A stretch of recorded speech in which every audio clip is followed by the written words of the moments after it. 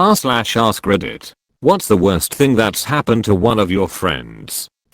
A few winters back my friend was driving and merged uphill onto an interstate overpass. He hit a patch of black ice on the ramp and went into a skid. His truck ending up slamming parallel into the guardrail and he wasn't wearing his seatbelt. He's a big dude, college football player at the time, and the force of the impact sent him clean through the driver door and off the overpass. He fell 40 feet and landed on the highway below that he'd just left. Amazingly, no spinal or cerebral damage, but basically the whole left side of his body was shattered. Pelvis, elbow, 5 ribs were all broken, huge hole in his diaphragm, torn urethra. He was in a bad way. 3 weeks of medically induced coma and 8 procedures later he pulled through. 8 months after that the madman made it back on the football field for his senior year of college. Practically a cyborg at that point with all of the hardware in his body. Doctors are pretty sure he only lived because he was in such good shape at the time of the accident. He always wears his seatbelt now, as should you. I was on a Skype call in 2014 with a friend I had met when I was at school in Japan. She casually brought up that she hadn't heard from her dad in a couple of weeks after he went on a work trip to the Middle East. He was a journalist and this was when ISIS was at its height. A few months later a video of him being held hostage by ISIS was released on Facebook. After the Japanese government failed to coordinate an effect exchange agreement with the Turkish government in time, a video of him being beheaded was released. My friend later told me that she forced herself to watch the video. A friend of mine was murdered, shot 14 times. He was left for dead on somewhat remote road. He was 15. My best friend was shot point blank in the head by her husband, and then he killed himself. He survived with no long-term damage. 2 of my good friends, twins, got in a car accident. They were upside down in a wooded area. The one brother died instantly, while the other was upside down for 3 hours until someone saw their car. And I miss you. My friend had another good friend of ours die in his arms after being shot 3 times from a drive-by. Even to this day, 9 years later, he feels like that they were meant for him and lives with some guilt. I had a friend who I went through elementary school and middle schools with. He moved away in the middle of 7th grade and our friend group was heartbroken, but figured we'd see him again. Last week, he was shot in the head by his friend, who was showing him a gun and pointed it at him as a joke. He was 18. One of my friends was sliding down a railing that was next to a ground storm drain made of concrete. He slipped backwards and cracked his skull open. It was near midnight and we were pretty close to a hospital, so I just kinda picked him up and ran. I hope I never see the inside of someone's head up close again. Edit, since people keep asking me if my friend is still alive. He isn't. Is doing much better. A friend in high school was hit by a car and dragged a couple of 100 yards before he died.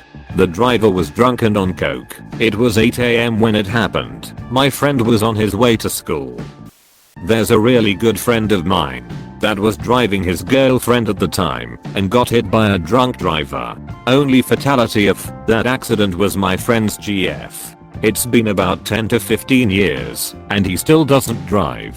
That shit destroyed him. He is still a happy dude, but it isn't the same for real. Just broke. He and his brother were away at college. His father fell asleep with a cigar in hand, and the house began to burn. So far as could be determined, the father woke, went to get his wife, carried her downstairs, and made it to within a couple feet of the door. They both died, and the house was destroyed. His girlfriend, who he had a 3-year daughter with, one day just grabbed everything and the kid and left for a different country, leaving no trace behind her. That was 15 years ago, and my friend has been looking for his daughter non-stop. He has a blog where he posts letters for her to find in case she ever googles her name, but it points out that the mother changed her identity and the daughter's. I can't imagine how that feels. Edit, OMG, I didn't expect this to blow up.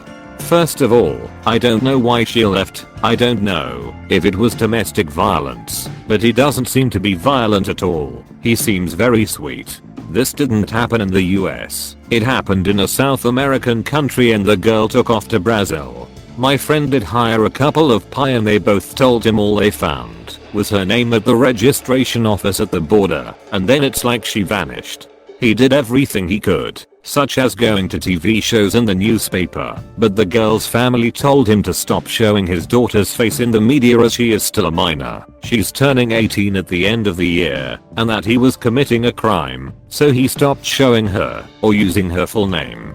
The girl's family don't want to give any data. They just told him that he will never find her. That's why he thinks she changed hers and his daughter's name. She's not in social media. And sorry, the blog is in Spanish, and I don't really want to share it as it has a lot of personal info on him. I don't want to send a mob to it.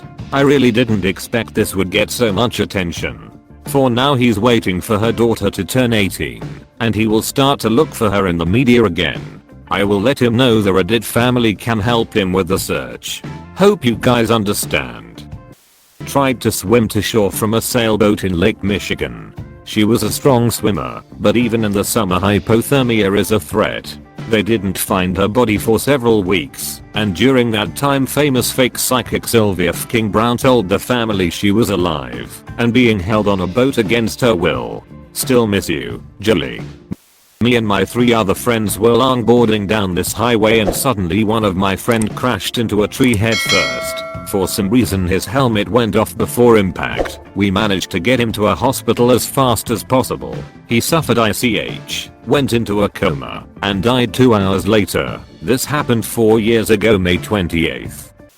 A friend of mine's father dropped dead in the middle of her sister's 5th birthday party. 1 minute eating cake and playing games, dead on the floor the next. It was a blood clot or an aneurysm. After he died, her mom tried to get custody of the 3 kids. She was a terrible mom who had lost full custody years earlier. Thankfully tons of family were able to help out, and her stepmom, who is a fantastic person, finally got custody. While dealing with all of this, she relied heavily on her high school boyfriend. He was then diagnosed with leukemia and was dead within 6 months of her father. Thankfully she had a great therapist at the time. Stepmom paid for it even before dad passed to help deal with the trauma from her mom. She's now in her early 30s and has become a therapist herself. I had 3 friends on the Alaska Airlines plane that crashed off San Diego. Edit because this got lots of response. Thanks all for the condolences. Even worse, they were returning from a trip where 2 of them got engaged to each other. It's been so long that it was very matter of fact for me. I just remembered, oh yeah, this was pretty bad, and added it to the list. At the time it certainly messed me up, though unfortunately other deaths had jaded me a bit. It took a while, but friends and I did fly Alaska again. Corruption at Alaska caused the crash, but there were also pilots for Alaska that fought their ass off to try to save everyone.